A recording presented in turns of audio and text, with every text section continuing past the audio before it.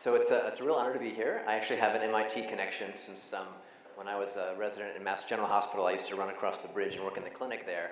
And you'd see a snotty-nosed freshman one minute and a Nobel laureate the next. It was pretty interesting place to be. And so this evening we're going to look sort of a bit into the cutting edge of what's here today, and I think where the future's heading, particularly around the future of healthcare and medicine.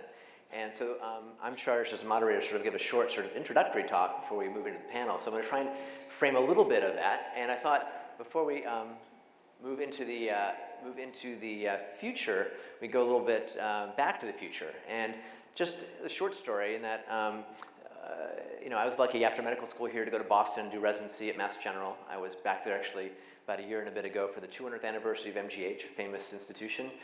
These are the guys and girls we went to war with before the little 80-hour work weeks. And we had a reception at one of the famous spots of healthcare history. This is MGH, and the joke is, yes, you have to walk both ways uphill in the snow. At one of the famous spots of healthcare history, the Ether Dome, where in 1846 the first patient got general anesthesia with the surgery, which is kind of a big deal. And that room's sort of frozen in time, hasn't changed. I wandered about 4 minutes down the hall to where I spent my first month as a scared intern, and that hadn't changed actually either, sort of frozen in time over about 15 years. Some of the same alarms were beeping, some of the same nurses, and some of the same patients. Only poor difference was the underslept intern. Actually, they sleep really well now. I was pushing around a cart with a old computer, had to print out an electronic medical record and put in the paper chart. And so the moral of this story for me was like, even at MGH, man's greatest hospital, not a lot has changed. A lot of healthcare is still practiced as it's been done for 100 plus years, very siloed, very much based in departments and ologies. And that we're now, though, in a molecular age, in a connected age, in a digital health age. And healthcare is going to have to change and get out of these silos and move into a new realm, because we're not just a bucket of body parts and a bunch of ologies. We're sort of much more than that. And we have the opportunity, I think, and those of us in this room, particularly here in the Bay Area, to reinvent healthcare and address some of the huge challenges we have, like the fact that we spend well more on healthcare than we do on education, infrastructure, and beyond. So huge challenges in healthcare, which I won't dive into. But one of the things that's shifting, I think, in a meta sense, is that instead of how we practice medicine today, kind of fee-for-service, sort of not evidence-based medicine, but reimbursement-based medicine, unfortunately, is that we're starting to not spend all our healthcare dollars on the chronically ill in the last 2 months of life, but the shift to incentivizing wellness and prevention. And that's driven by technology and consumer-driven diagnostics and home-based health and the wearable devices that some of us have on. So that's one shift that's happening. Another sort of, and then the accountable care organizations you've heard of and others, that's in starting to incentivize, again, physicians to keep you healthy, healthcare, not sick care. Another major shift is where healthcare is happening. It's traditionally in the hospital, in the intensive care unit, maybe in assisted living, but it's moving to your home and increasingly onto our bodies, and we can then do healthcare at home with some of the technologies we'll hear about from our panelists and beyond. So a lot's happened in the 10 or 12 years since I came back here for fellowships in hematology oncology. So we live really in a pretty amazing exponential age. You've all heard of Moore's law, right? And things are doubling, and the computer in your pocket has 1 billion times the speed and price of the supercomputers of the 70s. And so that creates a lot of opportunity and disruptive stress, actually. As things double, 2, 4, 8, 16, 32, by 30 steps, 30 linear steps, I'm at the door, 30 exponential steps, I'm around the planet 64 times. And our minds don't often get that element, but that's happening not just in computation and computer speed, but it's happening in other fields. And there's sort of this convergence, a bit of a super convergence, starting to enable some of the reinvention of healthcare and a lot of the mobile and consumer-based diagnostics we're going to touch upon tonight. And so maybe you can reinvent other elements. We've reinvented things in our lives, like how we read, and now Amazon is self-disrupted. There's more ebooks sold than regular books. We've disrupted how we take photos, and Kodak now has about 1/10 the market cap of Instagram, right? We've disrupted lots of fields, and that's going to start happening in healthcare. I mean, one thing that's starting to touch upon that is the exponentials in genomics, the fact that we're now at about a $1,000 or $2,000 genome, and pretty soon we'll have a $100 genome, and you'll have that accessible through the cloud on your phone. We don't yet quite know what to do with the genome once you have it, but that's interesting. That certainly touches consumer-based diagnostics, because you can spit in a tube today and get about 1.5 million SNPs. That's home-based diagnostics through companies like 23andMe. And it's not just the genome, right? It's low-cost biomarkers that you can get pretty much online today, or environmental sensors, or even the GI bugs in your gut, which are really important to your health, can play a role. And you can access those. And you can access your own imagery now through the cloud. One of the startups here at Stanford is reinventing ultrasound. A 10-minute cardiac MRI can be done through cloud-based computing. So exponentials are at play in lots of realms. Clearly, again, the mobile phone, and you all remember, when I was a resident, I had the phone on the left, and when I was an intern, a fellow, I had the one on the right. And now, if you had an iPhone 1, it would be, ancient. I've got 10 apps, it's really slow. But these are clearly becoming the healthcare platforms of today. In fact, every medical student gets an iPad the first day of school here at Stanford with all the curriculum on it. So this is changing the way we practice medicine ourselves, internally, and beyond.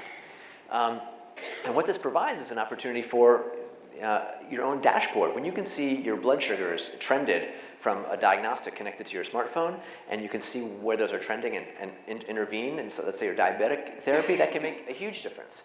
So we're starting to have these low-cost, appified dashboards, which you and your clinician can look at and make informed decisions. So that's a huge sort of home, consumer-based diagnostic coming to the palm of our hand. It can be simple apps, again, in diabetes, where it's not even connected, but you can record your blood sugars. Your physician can then help adjust your meds and drop your average hemoglobin A1C by 2 points, which would be bigger than any blockbuster drug. And so now that this is being studied and we see the sort of return on investment, how long will it be before we start to prescribe apps, right? You're pregnant, take an app for that, right? You've fallen down and broken your hip, there's an app for that. So I think we'll see this app economy evolve to where they'll actually be prescribed and reimbursed for, because these can be very, very powerful in different realms, especially when they're connected with gamification and other ways to help you stay on top of your meds and your wellness and prevention and beyond. So lots is happening. We may have seen at the demo tables out there several connected devices. I've got several that I'm wearing that are connected to smartphones. We're going to hear in a minute from one of the, I think, real pioneers in healthcare innovation, Dr. Dave Albert, who's developed this amazing AliveCore EKG, which is, I think, a game changer in that just using the smartphone now, I'll do this live, see how nervous I am. Is this going to plug in? There's a saying, artificial intelligence is easy, AV is hard. Okay, here we go. So here's my live EKG just done on this AliveCore platform. And as we'll hear from Dave later, wow, 114. How does those look okay? No ST elevations? Stressed out there. So this is an example of home-based diagnostics. Time to start drinking. Yeah, kind of stuff. That is evolving and can make a difference. 113, we'll chill out later. Well, that's enough of that. HIPAA laws, right? HIPAA, right? I'm going to show that. Where's number one, okay. So that's an example of diagnostics coming to your phone. And there's other elements of that. You might have seen CellScope out there, so you can take a look at your otitis media if you have a pediatric case. Those will track blood sugar, do eye diagnostics. We're seeing elements now of the quantified self, which is a movement that started here, kind of like the garage geeks in the computer age, now moving to a whole slew of wearable devices, some of which are just for wellness, like tracking your activity and how many steps you've taken, to more integrated ones, like the watch I'm wearing, the Basis watch that tracks heart rate and motion, to devices that I think are becoming more medical, like an integrated blood pressure cuff. 1 in 3 Americans has hypertension, half are uncontrolled. How long will it be before your physician prescribes you a blood pressure cuff connected to a cuff to do home-based diagnostics and tweak your blood pressure meds, for example? And these things are becoming more ubiquitous and seamless. There's now the development of epidermal tattoos, for example, that can measure your vitals and eventually be printed directly on your skin. I'm wearing actually a patch that, if I plug this in again with my phone, I don't need to touch anything here. I can just, again, plug this in here. And again, you'll see my heart rate. But this is Bluetooth directly to my phone. It'll take a second. And here we've got, here we go. Here's my heart rate, but here's also my EKG. And we can do it that way. And I can also track other interesting elements here, like how many steps I've taken, my stress level, 94. It's not bad, right? If I ran around and I fell down, it would know that I fell down, and I could call for help. I've fallen, but I can't get up. So this is a dashboard into my data. What do we do? How do we integrate all this? Is another potential problem. So that sometimes too much information can be a challenge. What does this all mean? And this can also stream to the web and be watched anywhere in the world right now, because this is streaming to the web also. Okay, so dashboards into our data is going to be part of consumer-driven health, but we need to know what the data means. Another element will be home-based diagnostics for your blood and other elements. These are now coming and shrinking into chips. Microfluidics, developed largely here at Stanford by Steve Quake, are enabling a microliter of blood to do what used to take a whole laboratory to do. We're seeing the evolution of labs that you can print at home at the point of care and then analyze with your smartphone. We'll hear some about from Scanadu at the point of care. And essentially what that's going to enable you to do is a digital checkup anywhere on the planet, connected to telemedicine. In fact, there are now apps where you can swipe your credit card and talk to a physician, are all going to change the way we interact. So what do we do with all this data? We're in the digital age, we're in the connected age. Our brains haven't had an upgrade in a few million years, but there's more and more data coming at us. How do we make ourselves smarter? Well, one element that's going to impact that dramatically is artificial intelligence. It was 2 years ago. Who saw Watson beat the pants off the two champions in Jeopardy 2 years ago? That was only 2 years ago, and now they've sent Watson to medical school. So the elements of AI driven by Watson and beyond is going to change how we practice as clinicians, as individuals. I call it not AI, but IA, intelligence augmentation. You'll have more insight into using this data in smart ways, and that has huge impact. And I think where this sort of comes together, all this consumer-driven and based health and all the sensors, and I'm wearing like 1, 2, 3, 4. What do I do with the data stream? You don't care about all the 200 sensors in your car today. What you care about is when your check engine light goes on. So can we have essentially an OnStar for the body in the future that starts to integrate this in smart, impactful ways? And you might have a different light than somebody else, and that's incites you to go see your doc. So where's this heading? Well, you all some Trekkies here? Come on, MIT people, right?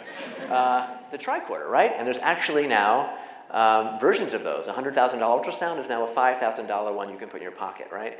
It provides a lot of power at the point of care. And there's an X Prize now. I was on the team that helped develop this, to develop a $10 million prize to develop a home-based diagnostic tricorder. And we'll hear from Walter and Scanadu about an incredible amount of progress that they're doing exactly in building that type of software and hardware.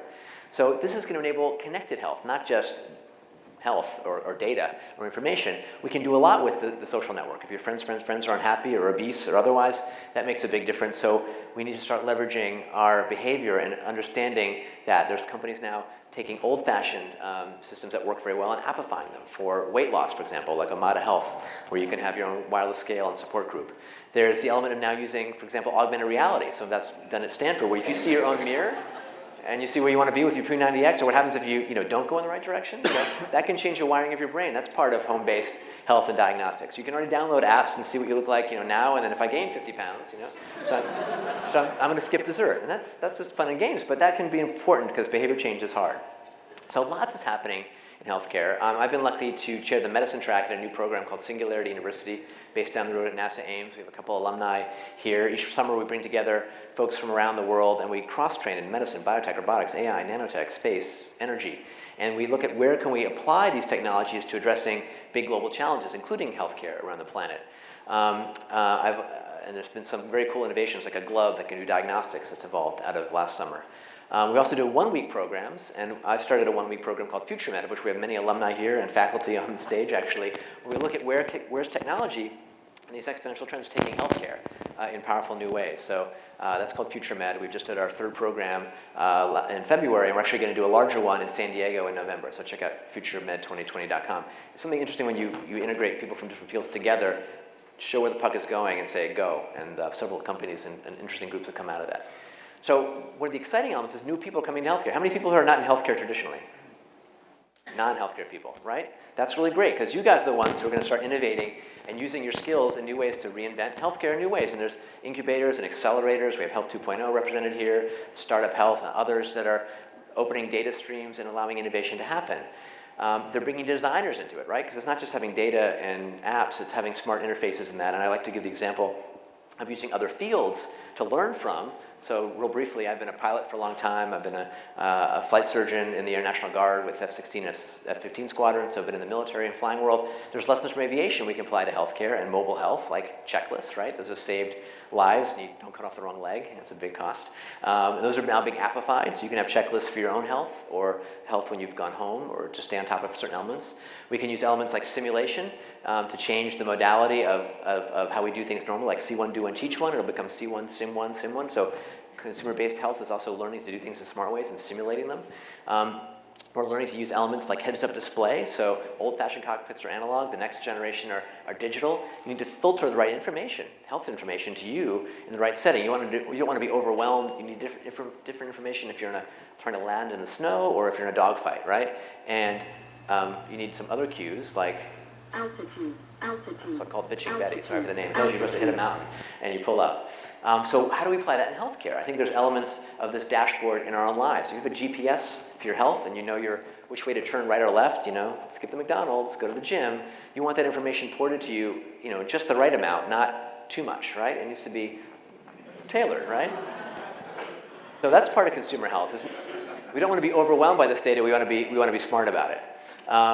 And finally, we're going to start layering this information in new ways. We don't need to have fancy assisted living contact lenses, but soon we will in certain ways, and we'll have apps for those, and no secret, I'm going to get one soon, is Google Glass, right? We're going to be porting this information to us. So how can we use this technology in healthcare, right? We mocked up a version of Singularity U last summer, but imagine you have an app, right? You could be using it for exercise, and it looks like you're just hanging out, but you're actually flying, because with your heads-up display or your virtual contact lenses, it looks like you're, come on, show it.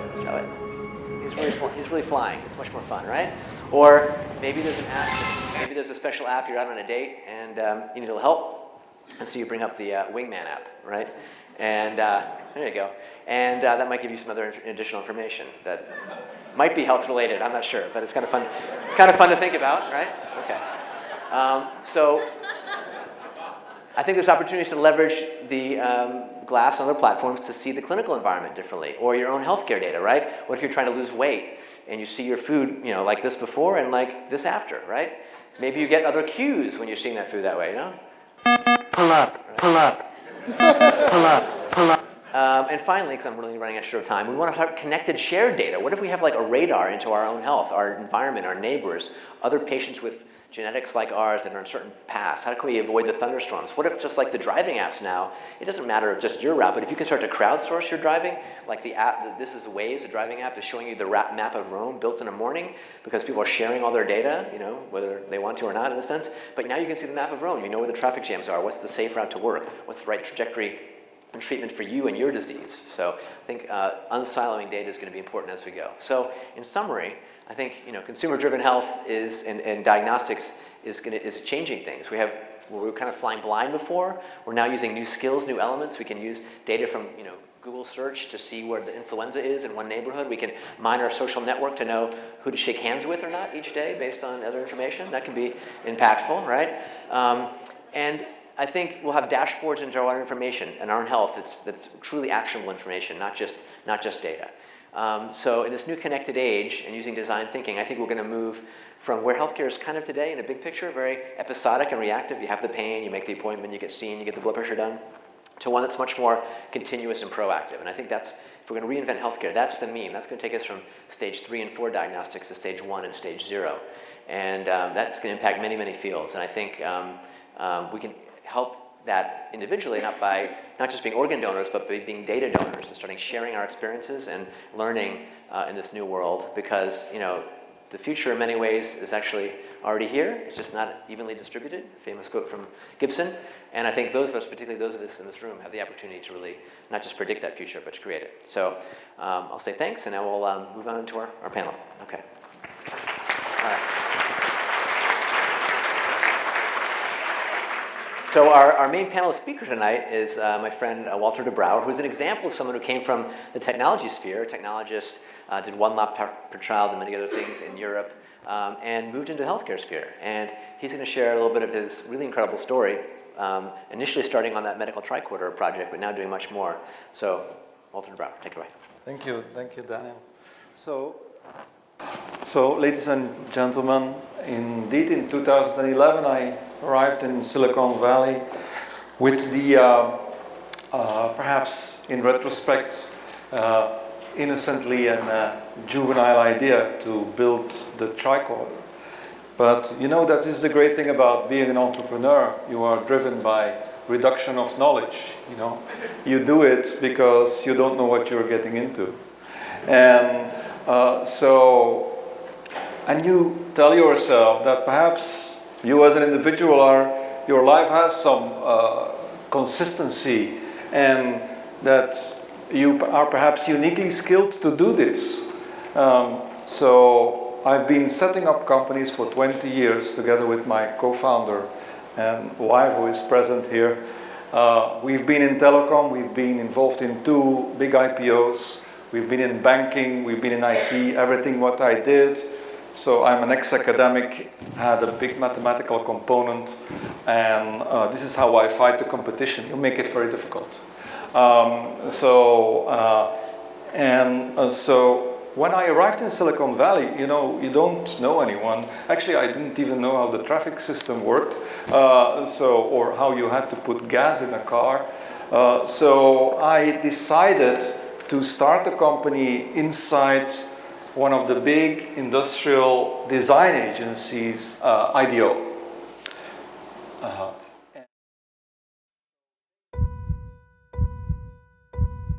Technology has given us an unprecedented window into the human body. But on a day-to-day basis, we're still in the dark about our own health.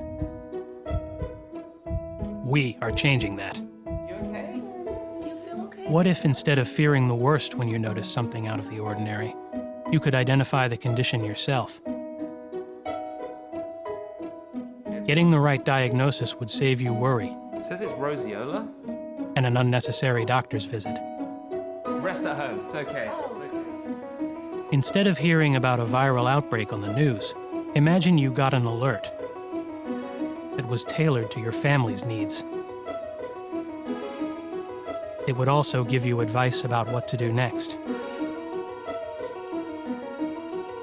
What if you had a way to identify what was wrong right away?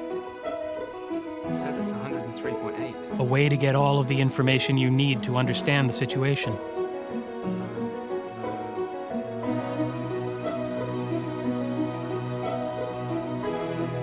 And in serious cases, you would know when and where to seek help. Yeah, it recommends taking it to the urgent care. We're building a way for people to check their bodies as often as they check their email. It's all possible, and it's only the beginning. So this video was downloaded now 1.8 million times. So it's not only gave us a pathway how to go forward, but it also prepared a big cohort of consumers and we saw that they were actually shopping for medical attention. So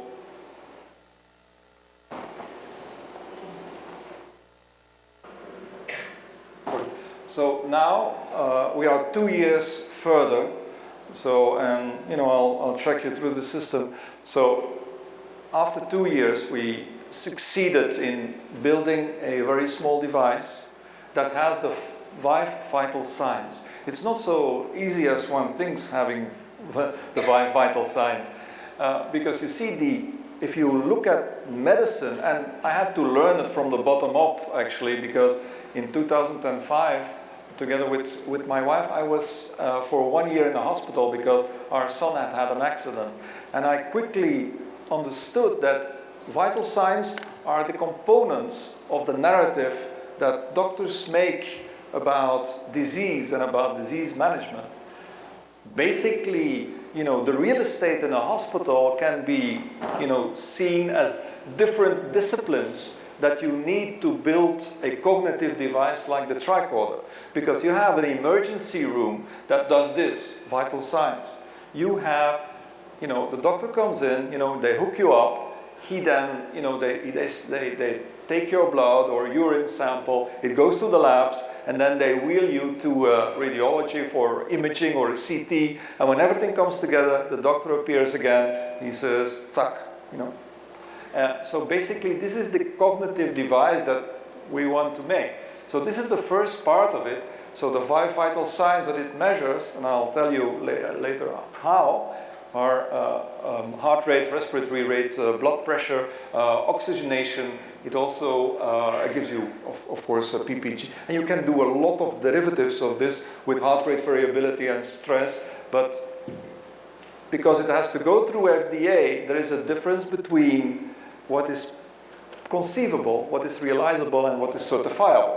But in the end, so also FDA is changing.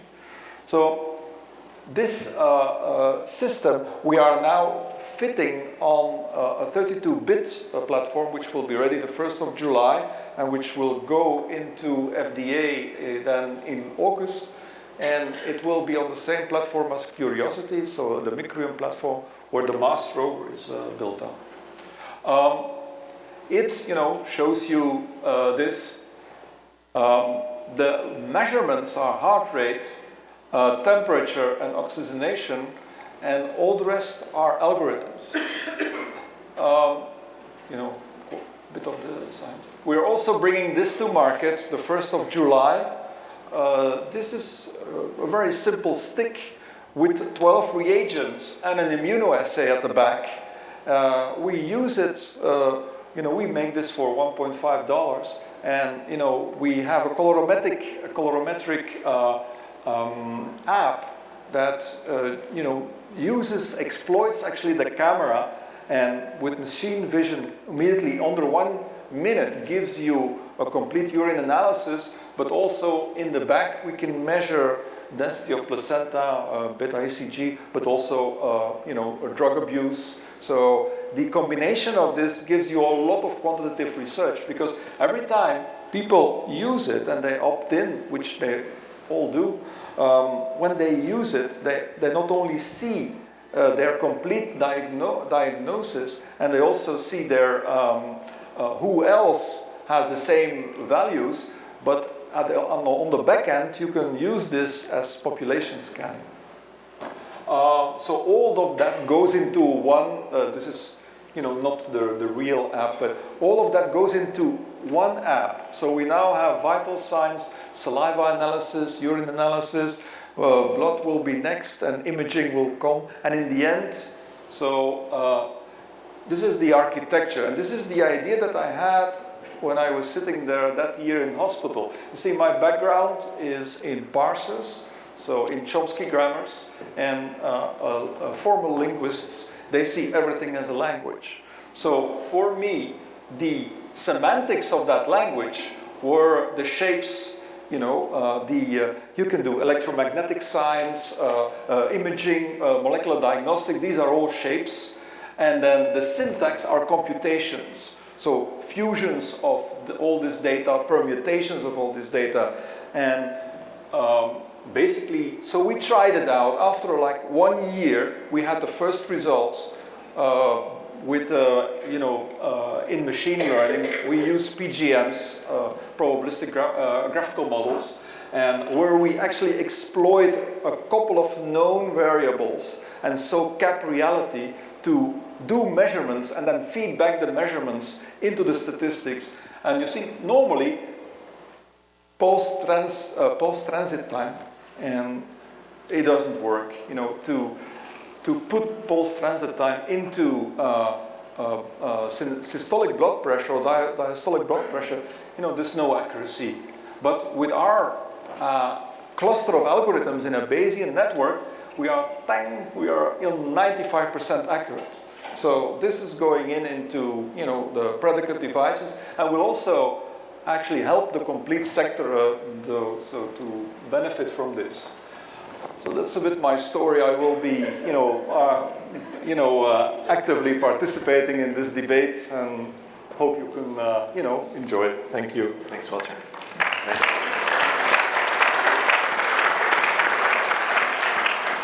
So that is Elements of the Tricorder coming to us soon. And you said again that the urinalysis will be out in July? Yes, that's it. Right, because that's one of those hard things. You try and line that up with your eyes and determine whether you have 1+ urine protein or not. This will give you an exact spectrum on that. And also, it gives you that under 1 minute. If you now look at, for instance, there is 1.4 million soldiers tested.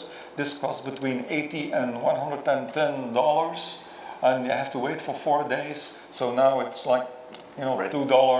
Well, we'll charge a bit more, of course. All right, let's meet the rest of our panel. My good friend and my favorite Oklahoman cardiologist, actually the only Oklahoma cardiologist I know, but Dr. Dave Albert is, as I mentioned, a real force of nature in digital health and has pioneered the AliveCore technology, which I have on my phone and he has on his. And I think you came from the world of GE and big companies as well and have an amazing clinical background.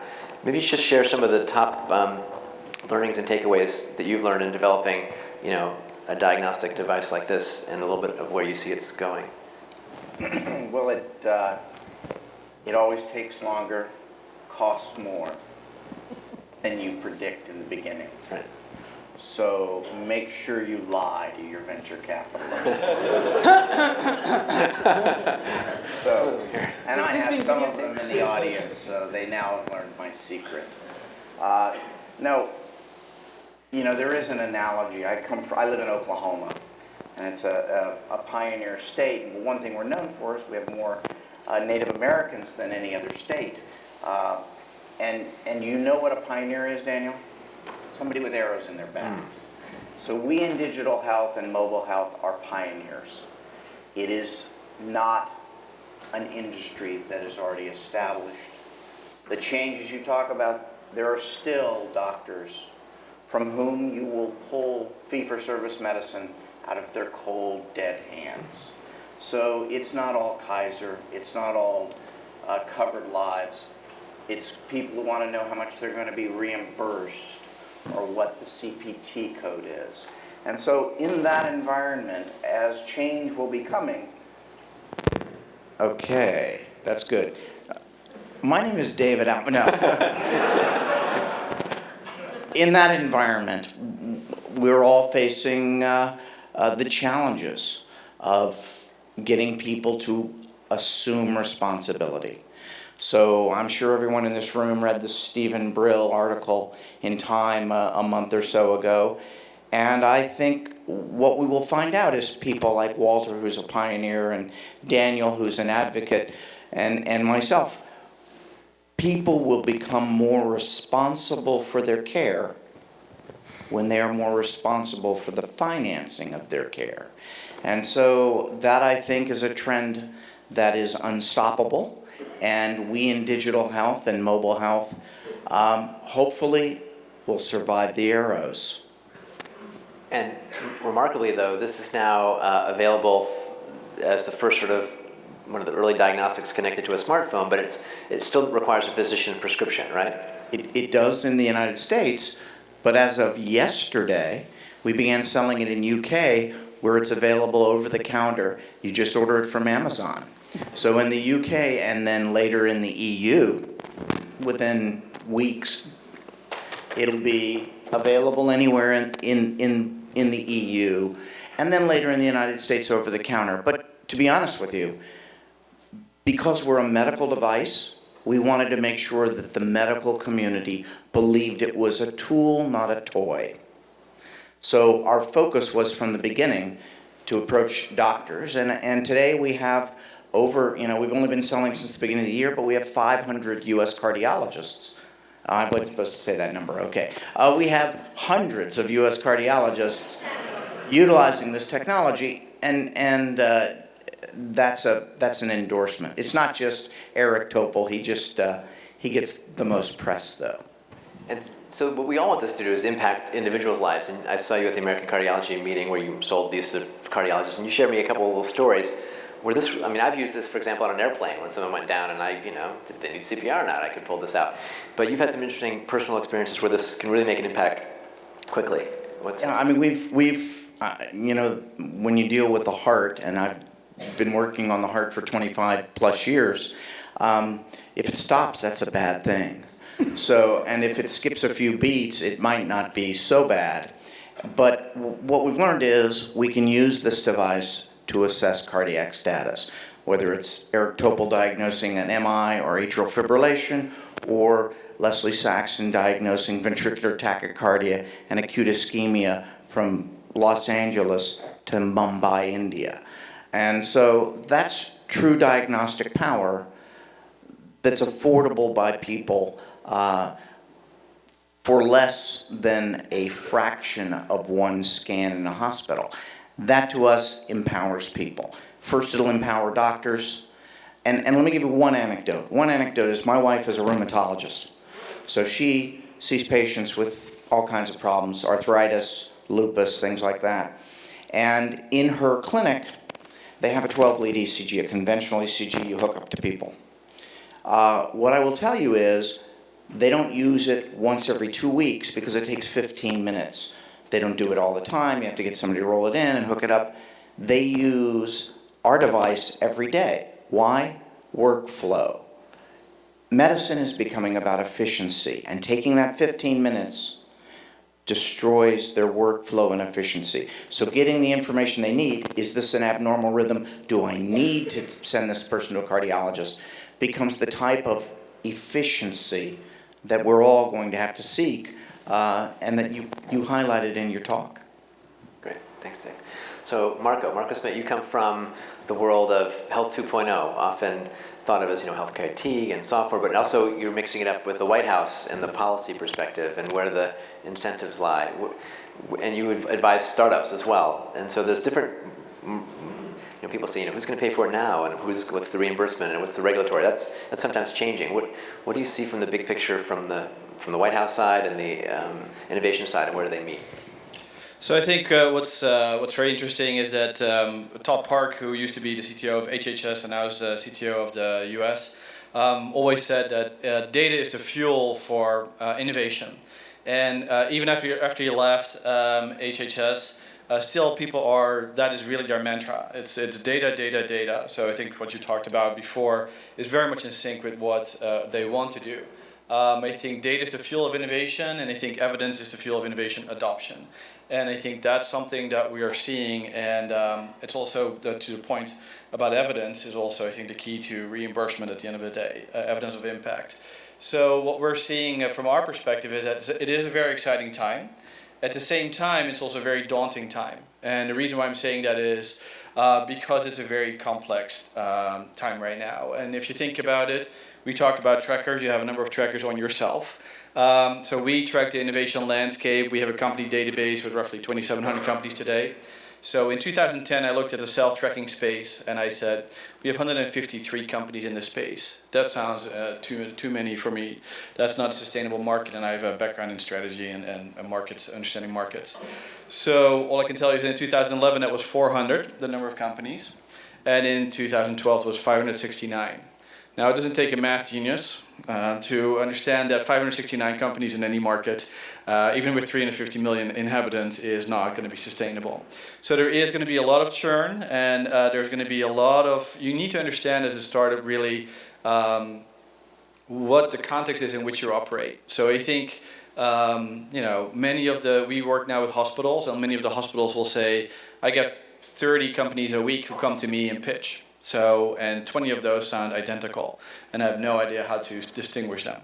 So I think this is one of these situations where, as long as you're aware of what you're doing, or you're aware of your context, and I think the one other part that I would say is, are you doing a faster, better, cheaper model, or are you doing something that we just heard, which is really out of the box, and doing something entirely new? And I think when you do something entirely new, the one other part about that is, Mark Andreessen once said about startups in general, that what is the number one reason why startups fail? Is it product? Is it market? Is it team? Is it technology? No, it is that they run out of cash before they hit product market fit.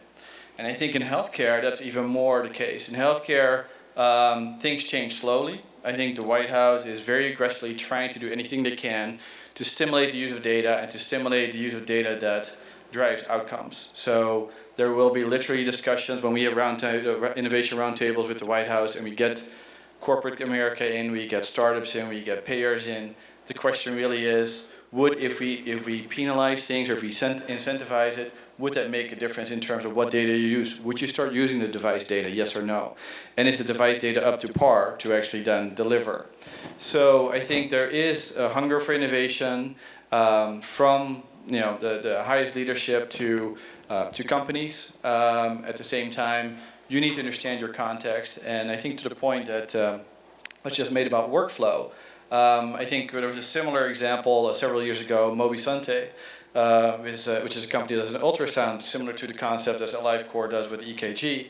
And they had this very similar case study where in a particular practice, there was an ultrasound machine that was a traditional heavy machine and was used maybe 3 to 4 times a day.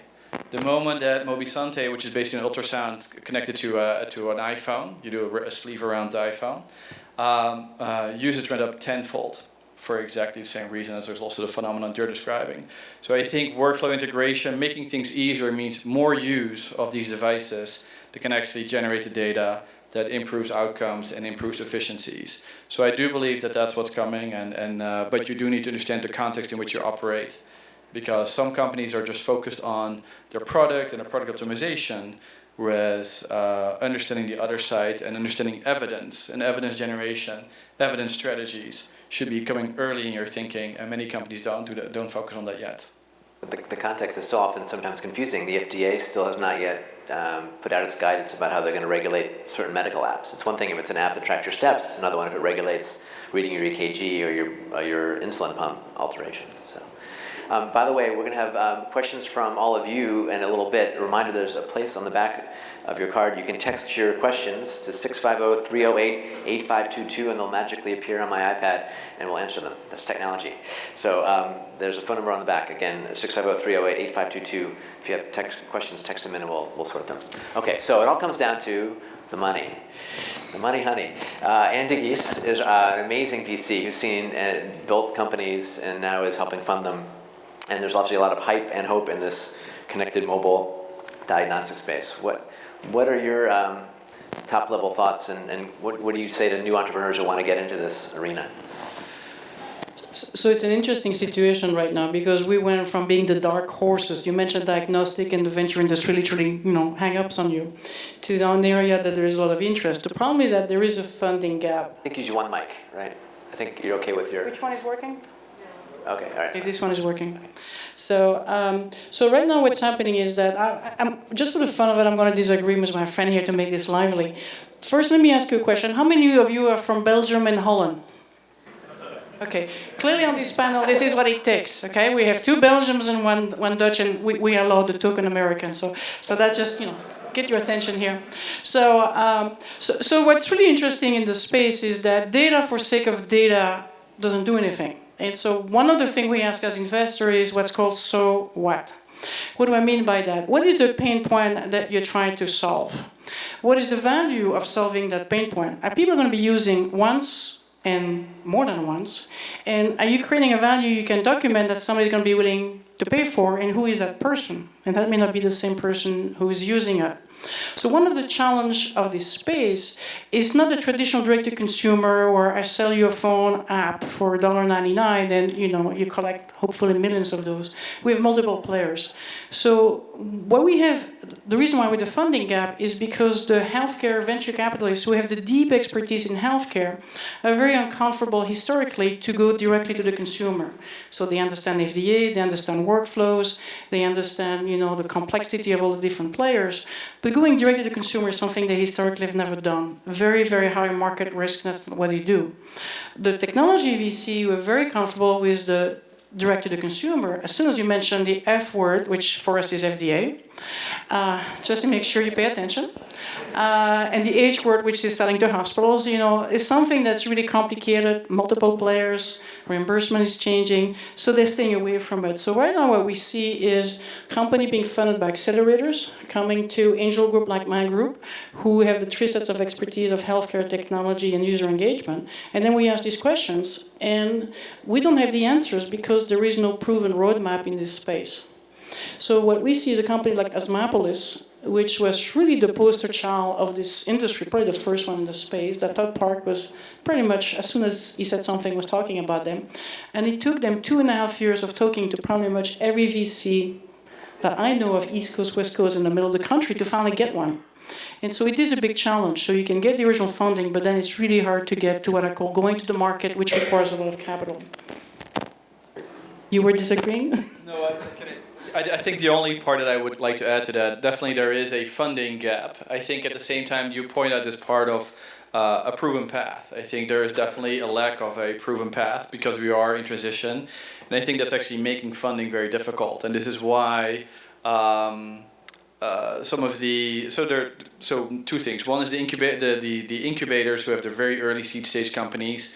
They're really very early, and I think to Anne's point, your company needs to be viable, right? At the end of the day, you can make the best PowerPoint in the world. You can convince yourself that you're the best UI and workflow. Ultimately, that consumer needs to say, I want this because I use this, it makes my health better, right? And it needs to get to that point. You need to have a great user experience. At the same time, so the seed funding, I think by having more seed funding available, it gives a lot of small companies the impression that we can get into the market. Yes, you can enter the market, but can you stay there, right? Number one. And then I think number two is when you come to the investment part, we do see that some companies that get further along, it's easier for the clients, like a company example is Solo Health. Solo Health has just recently raised $22 million. And if you look at who they raise the money from, it's from WellPoint. Think about reimbursement. It's from Walmart, who sees a business model because they see a kiosk in their store. And if you have a health problem, you can buy the medication or whatever at the pharmacy, or you can go see the eye doctor right there next to the kiosk, etc. And Dell, who sees the hardware as a business. So in other words, don't think about funding just as venture funding, and don't think just about the incubators without saying anything about them. So I think you need to think about how do you become viable, how do you reach critical scale, and that also is critical, I think, for the investors, the Series A investors and the angel investors. They will invest if they see that path, a path to viability, not just it's a cool product with a cool proof of concept evidence. So we're all fighting for the microphone, so we're just going to keep it here, guys.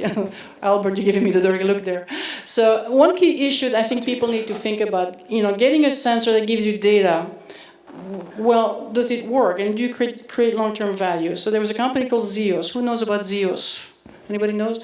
So Zeos was kind of the first, child in the pack.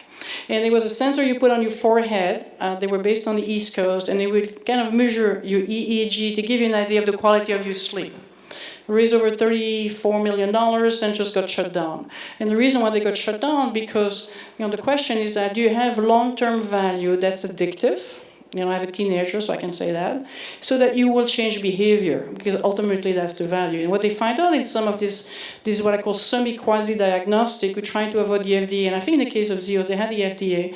The question is, what's the long-term value? And one of the things that BJ Fox, I think, is showing here at Stanford, is that if you have made a decision to change behavior, and you need enabling tools to help you, which is a constant feedback like a diabetic person is, or support tool like Omada Health, for example, is putting together there, this seems to work. If you think that the data will get you to act differently and make you aware that you should act differently, that historically has not worked. There was this big data has just been published 2 weeks ago that they look at all the SMS texts that were being sent out for drug, basically reminders. And it failed. The only place I think it worked was in Kenya for HIV, which is kind of a different target. So I think there's some issues there about what's the application and how can you show it's going to have an impact to change behavior and the cost, and that's the challenge. So another part of the challenge again is just data, but some of the value is not going to be in the devices. It's but owning and understanding the data and the analytics, right? So Dave, your technology is going to move from just recording it to doing some analysis, right? And there's value in that and crowdsourcing and putting that together. There is, and as Walter's wonderful idea of video talked about, being able to empower consumers in healthcare, the basis of this evening, will require us to use machine intelligence to augment the knowledge of consumers. Daniel and I went to school for a long time. We trained a long time. Got a good friend of mine here, Dr. Phil Sager, a cardiac electrophysiologist. We all trained for a long time. The average chief medical officer of a family, that's the mom, doesn't get to train for a long time, but has to deal with these. We hope, like Walter does, to empower them, and that's going to take us to add machine intelligence. And so, I can tell you that in our company, we're closing in on 100,000 recordings from people all over the world, and we hope to use that knowledge to be able to help people address real problems. Now, we're in the space now to help care for sick people. I would call that traditional medicine. I call it M-medicine. A lot of people, Fitbit basis, they're trying to help people stay healthy. Thank God. The problem is, I just came from Russia, where everybody was smoking cigarettes and everybody was drinking vodka. And do you know what we call that in cardiology? Customer development.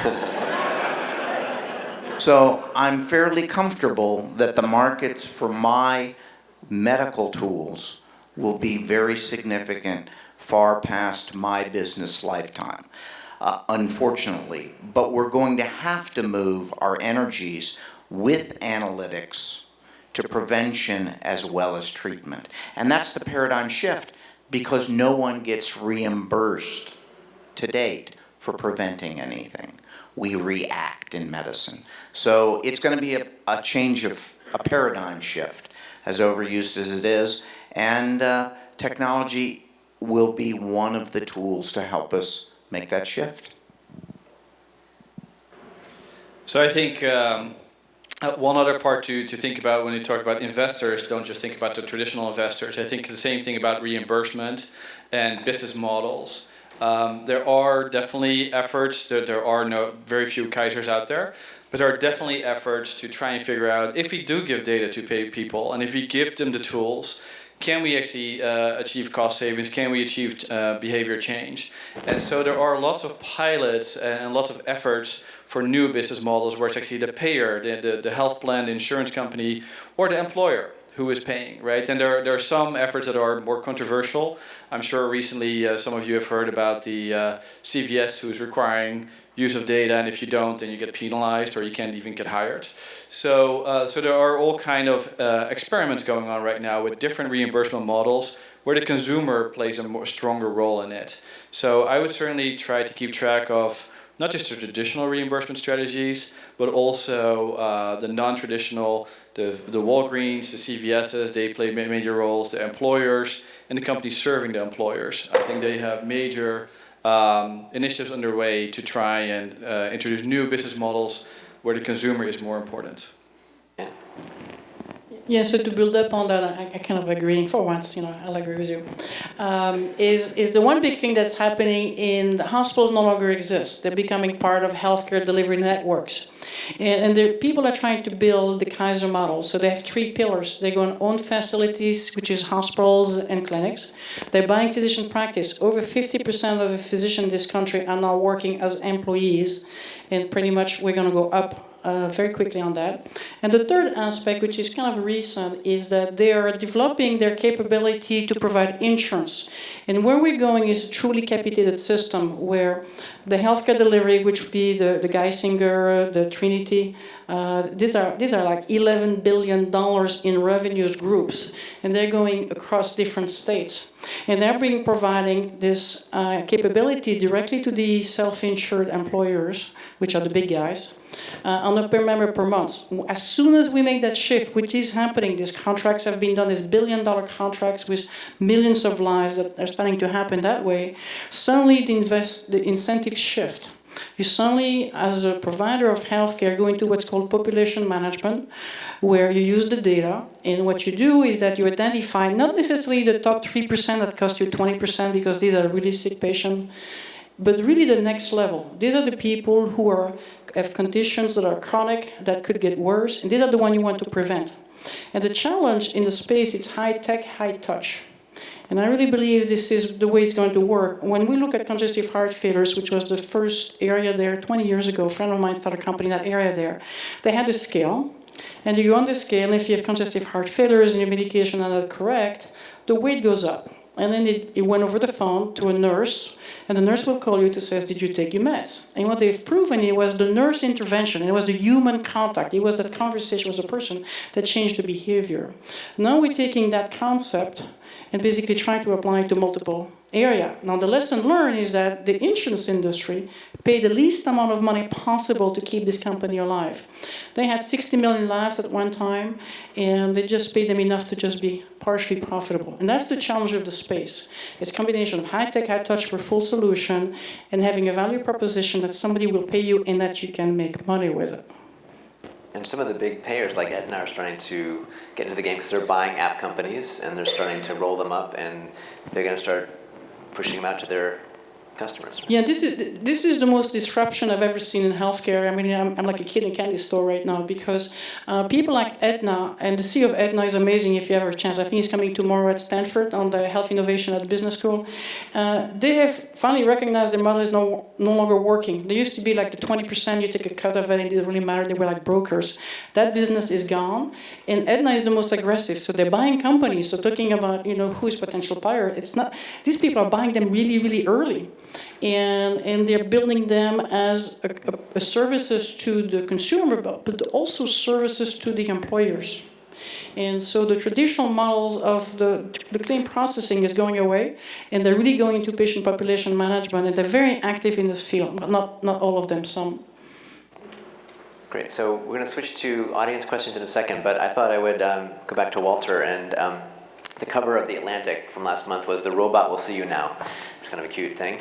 And Vinod Khosla, a famed entrepreneur investor, thinks that 80% of doctors could be replaced. And as Dave Albert mentioned, a lot of things are being de-skilled, right? There's not just EKGs on your phone, but stethoscopes connected to apps that can read heart sounds better than a good cardiologist, for example, soon. So maybe, Walter, what's your vision in a couple of years where this can go, this integration piece? So you showed a great vision in the movie. Where do you see this being in 2 and 5 years, and what are the big hurdles that you think that can stop that? Well, I think in the 2 years we have gone through a lot of questions and a lot of architectures and a lot of iterations that didn't work to finally find something that worked. I think what was the question again? I forgot. Where do you see this in a couple of years, and what are the key barriers that may stop you from getting where you want to be? Oh, the key barriers.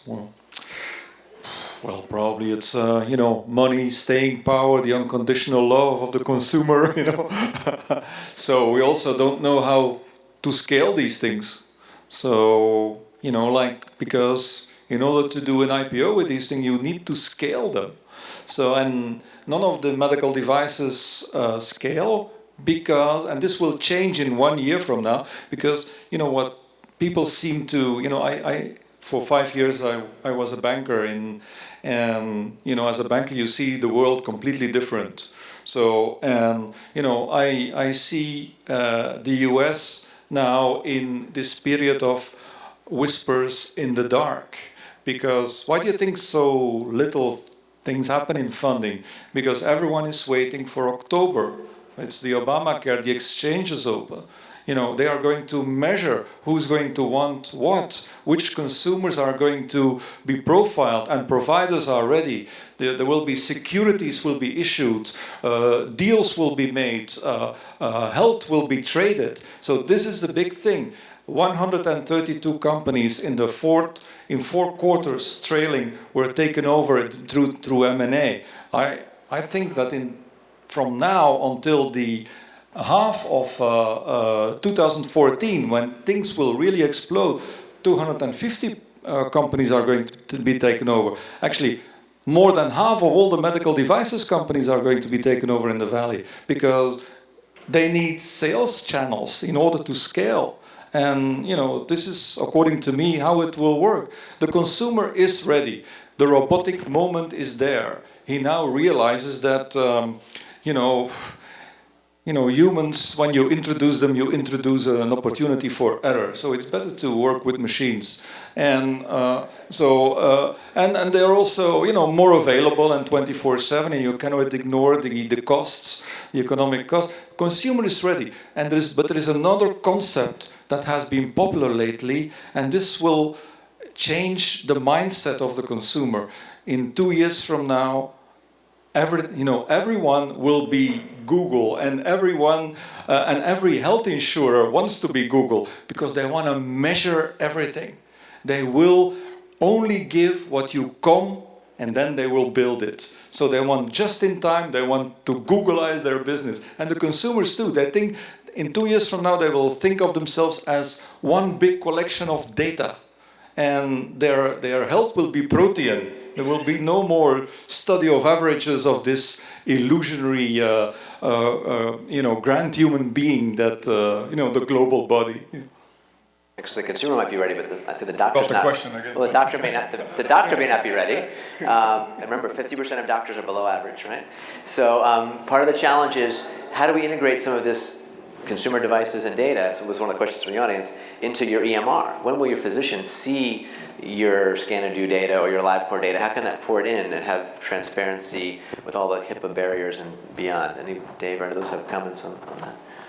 Okay, maybe before we get into that question, very briefly a comment on I think what Walter said. I think Walter, I think Vinod Khosla, when he talks about his point about 80% of doctors will be, are obsolete, I think he always talks about how he's directionally correct. It's just a timing factor maybe a little bit off. I think Walter, maybe a similar situation here is that we're moving definitely in that direction that data will be everywhere. I think what we're moving towards, though, is, in my perspective, is that it is too much to put, just to talk about the CMO of the family, to put all the burden of decision making on individual consumers. I think there will be a lot more embedded intelligence. So all the analytics, etc., will move into the background. Just like when you search on Google, all kind of things pop up that are based on all kind of AI and algorithms that they've developed. I think similar to that, you will get embedded intelligence around medical devices. I think there's a lot of opportunity there. When it comes to integration with EMRs, I think you have to make a distinction between, to the extent that integration with EMRs helps with the personalization with these issues of real time. I think at the end of the day, for healthcare, the challenge is you don't need to get it just right in terms of the personalization. It needs to be real time because if you have a run up to an acute event and you are just 5 days late, it doesn't really help, right? So you actually need to be relatively timely. So the challenges of getting all these pieces right, is the right data to the right person, in the right context, in the right way messaging, at the right time, are extremely challenging. So it's already challenging enough as it is with medical devices. I think this is even more challenging. So it can definitely be done. I think when it comes to EMR data, when it helps with the personalization, when it helps with the real-time or predictive, for example, predictive patterns, then I think it will help. It will be used, but it's very complex. The EMR landscape is not a very friendly landscape. There's a big difference between kind of the small practices, the big hospitals, and we all know that. So I think the EMR landscape is difficult enough as it is, and you don't need EMR data for many things that you could use data for or medical devices for. So my take is that EMR integration is important, but it's context specific. I'm going to layer two questions that follow that for Dave. So one of the questions was, what are the limitations of a single lead AliveCore, and can the ambulance arrive 5 minutes before the patient has an MI? And then who's liable if someone misses it? I'll add that part on. Liability. I'm glad you brought that one up. Thank you. First of all, everybody here have a smartphone? Okay. Anybody not have a smartphone? I bet you wouldn't admit it. Second thing is, as people may know, Vinod Khosla is an investor in my company, and I keep telling him, I hope I'm in the 20% of doctors who survive. No. Liability. To quote another one of my favorite movies, Jurassic Park, when the Pirates of the Caribbean breaks down, the pirates don't kill you. Okay? When a Google search goes wrong, your 15-year-old son gets to see something you didn't want him to see. He wants to see it, though. When something goes wrong with your intelligence in a diagnosis, somebody could die.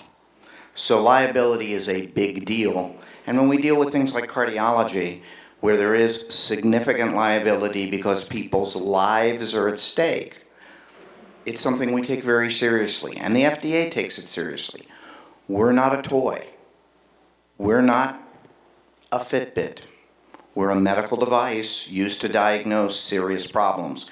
And we've done that and do it regularly. So when we bring that technology into the hands of consumers, I'm not exactly sure that's part of being a pioneer of what's going to happen to the liability. But I will tell you that my physician colleagues and customers bring it up all the time. What if I don't look at that ECG that they sent and it was bad? And to answer the first question second, so I don't have a perfect answer on liability. We live in the country where we have lawyers who make their living suing doctors and do a very, make a good living in some situations. So there will be liability. I don't exactly know how it will transfer when we consumerize medicine. Number two, a single lead ECG. Who here knows what an automatic external defibrillator is? An AED. How many leads does an AED use to decide to save your life? 1. How many leads does an implantable defibrillator decide every day to save 1 million people's lives? 1. So is a single lead okay? To save your life or to diagnose your abnormal rhythm. It's not the same as a 12 lead for diagnosing something called a heart attack, an acute MI. But, if I had to scale it, I would say it's 75 to 80% of the medical value. So very valuable, just not quite as valuable. But $199 is a far cry from a $10,000 GE 12 lead, and you really you can't text on it either. One relevant element to implantable defibrillators with a single lead is who owns that data? All these devices that are, I'm wearing 5 of them, who owns it? Is it the company who makes the wristband, or is it you? And there's a famous case of our friend Hugo who has an implantable defibrillator, and the company who makes it, big medical device company, won't give him his own detailed data. What if we could start to share and open up those silos, and you could donate your data to a cardiology study, for example?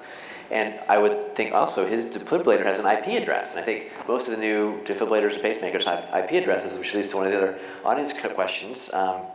I'll paraphrase how it might happen. Let's say I have an implanted defibrillator and a insulin pump, and I get a text saying, Dr. Kraft, go to the bank and take out $2,000, or I'm turning off your defibrillator, or I'm going to start tweaking your insulin pump. So the question is around, what happens with malevolent hacking when someone has implanted devices or even wearable ones? Anybody have an opinion on that? Well, I was in Homeland, the TV series. Haven't seen it. Well, probably. Who has seen the TV series Homeland with the defibrillator? You see. You can do it. Yeah. There's always a dark side.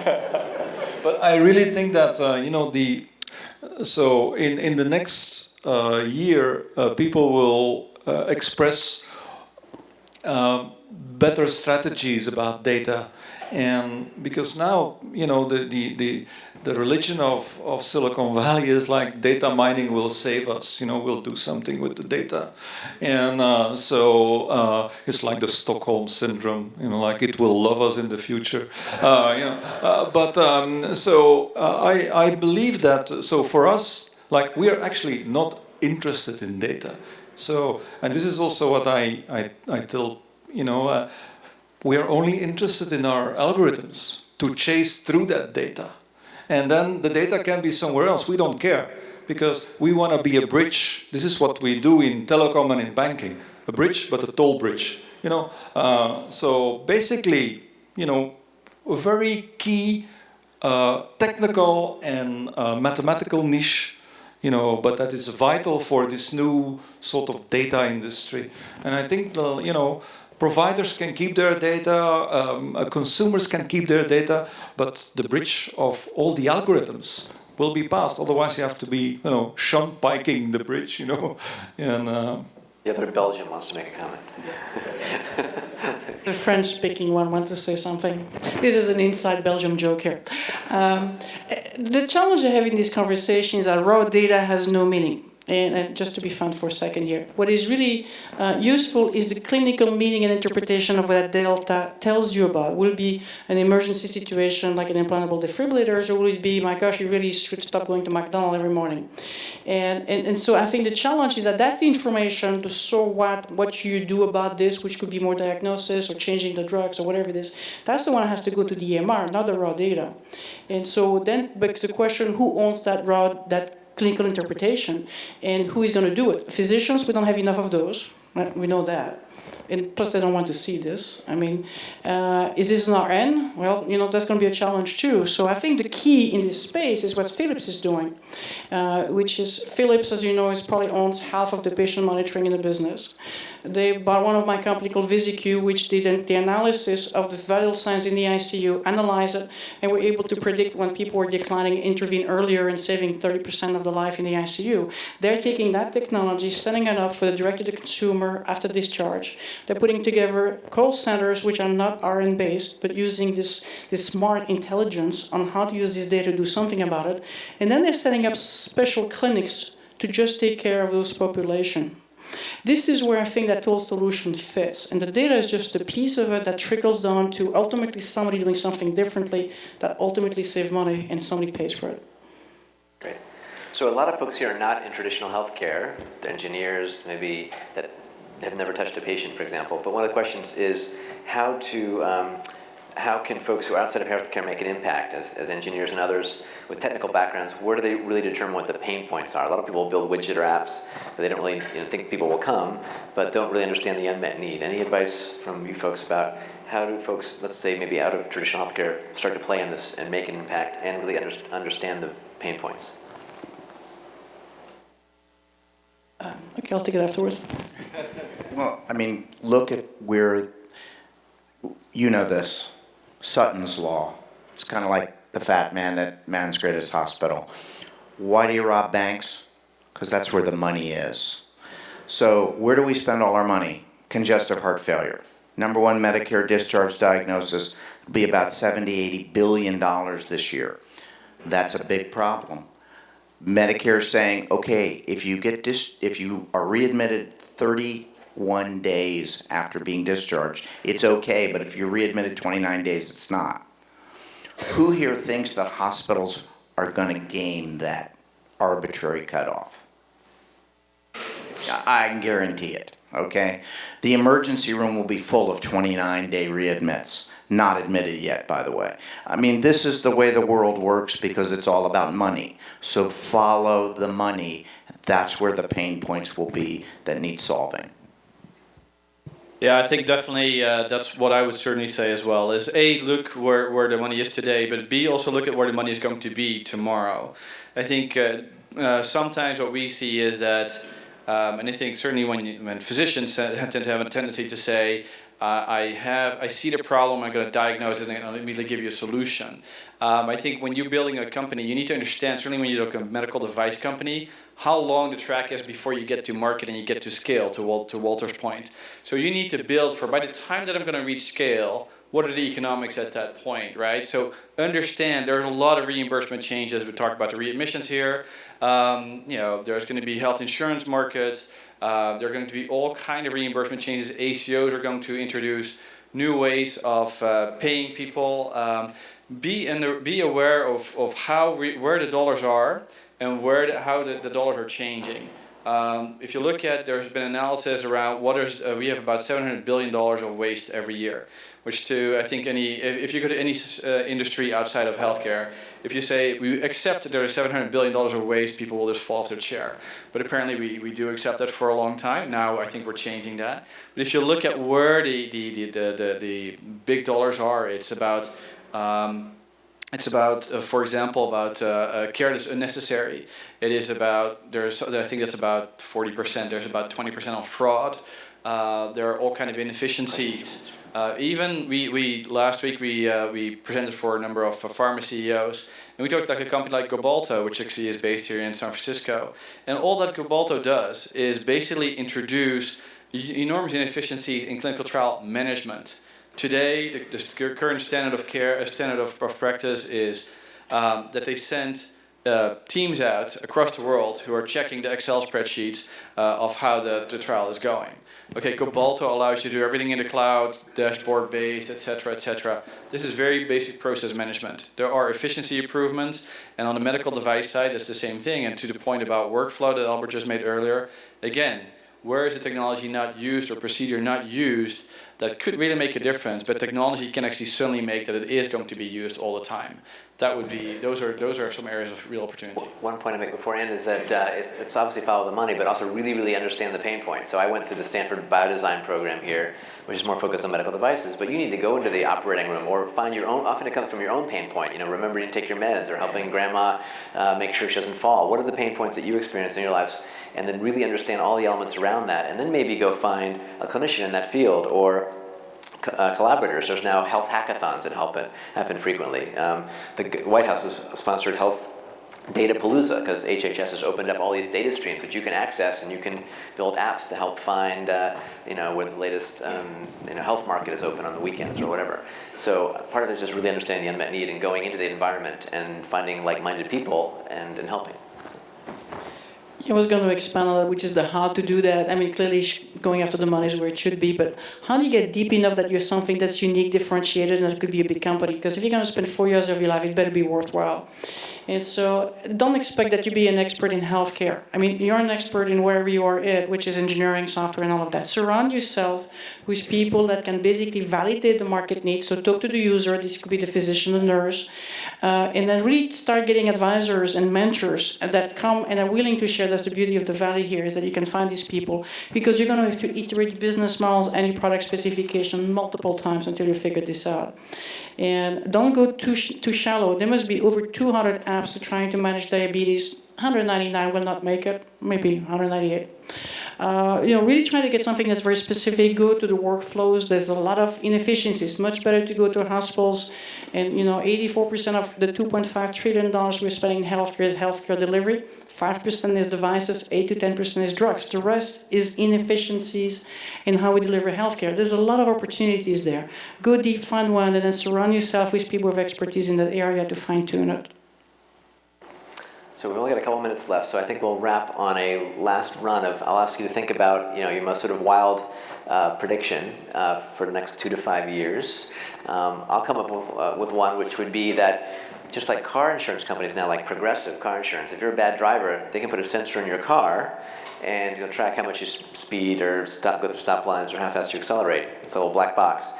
And you'll pay less insurance if you drive safer. So I predict within a couple of years we'll have insurance companies, you know, being big brother and saying, well, if you checked into the gym and not McDonald's and you lost a amount of weight and you did 10,000 steps a day, and you got 6.5 hours sleep on average, you're going to lower your premium versus the folks who are checking into McDonald's and never the gym and are doing 2,000 steps a day. So there may be those sorts of aligned incentives by leveraging all this together. So consumer opportunity and also challenge. Anything, Walter? Well, I think the you know, if devices or tricorder-like devices or all the medical devices that were, you know, all the medical startups and companies are making now, if you give that in the hands of the consumer, I believe that something will happen like what Google did for information. Like, you know, it's no longer power, we all have it. And I think that healthcare could benefit from the same disruption, because you see, our body is a territory and medicine is the map. If you give the consumers and the crowd devices, the map will change. You know, they will come up with all sorts of things. They will cure stuff we don't know what it means, you know. So you know, like everyone who has been in a situation where, you know, when somebody in his family is sick or and feels the powerlessness of being in a situation when somebody is dying or you know, we have the technology, these devices can be made and can be made cognitive. So I believe that a lot will change.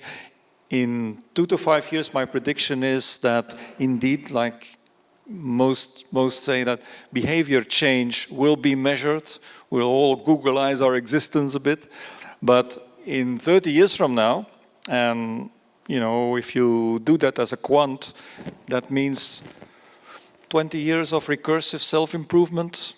Our compilers will recompile, you know, like we will be faster and faster and faster. Not better, but you know, 1,000,000 times faster is 10 times better. You know.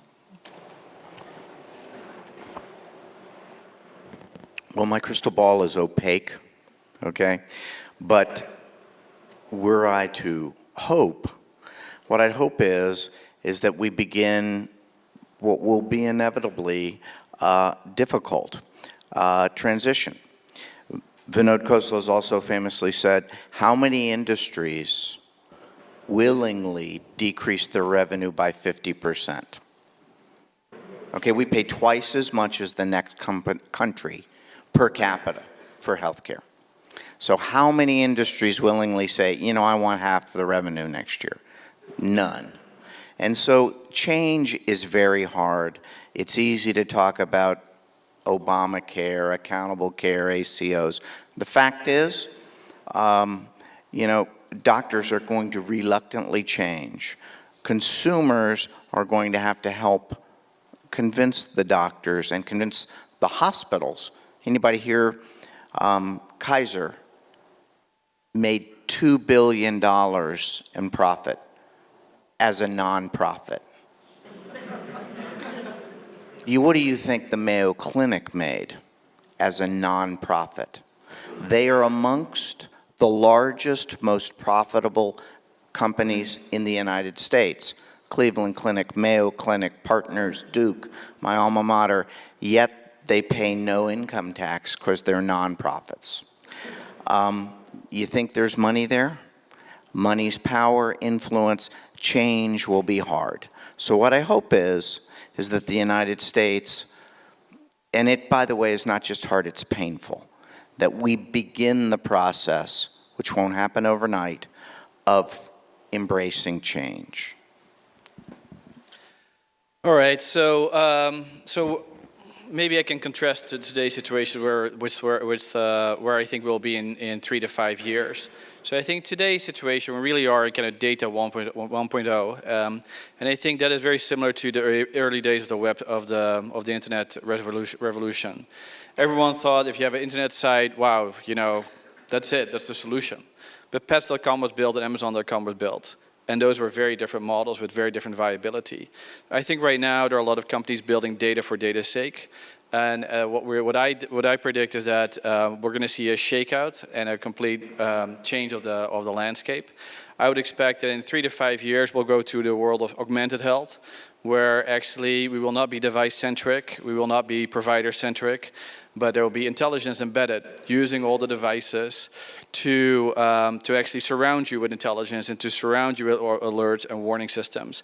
And that's going to be very challenging. There needs to be inter-system operability. There are all kinds of problems with it, but it will happen. And I think that 3 to 5 years is an ambitious time frame for that, but I think we are going towards that world.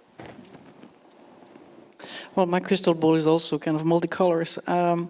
The challenge, I think, we're going to go in 5 years with a system that they have and they have not. There's going to be several different pockets in the system. The one thing for sure, the consumer is going to be paying more and more. It's going to be increased in the deductible. There's going to be an increase in the person of the cost that they're going to pay themselves. It's called reference pricing. Where they say, okay, I'll pay you for an MRI, but it's going to be $1,000. If you want to go somewhere else, you pay the difference. As a result, the consumer is going to get a bigger percent of their income that's going to go into healthcare. That hopefully will increase accountability. It would also, for some of the sensor and technology, maybe empower the chief medical officer, which is the mom, to really start managing the family health. Now, that's going to be a piece of the population. And then there's going to be another piece of the population where the employers are going to get out of the healthcare insurance games. It's already being announced that people are giving $2,000 vouchers, like Sears. Other people have announced that due to the Obamacare requirement for insurance, employer who have like 30 employees will have quadruple of their cost of insurance. It's cheaper for them to pay the $2,000 per employee penalty. So there's going to be another part of the market that's going to be hurting, and hopefully some of this technology may give them some power to stay healthier. But I think you're going to get different pockets, and I think that's going to put a lot of strain in the system.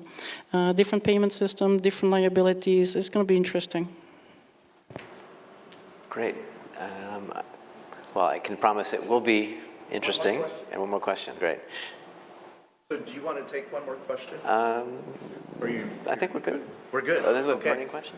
All right. Well, thank you very much. I think this could have gone on and on and on. It was a great talk.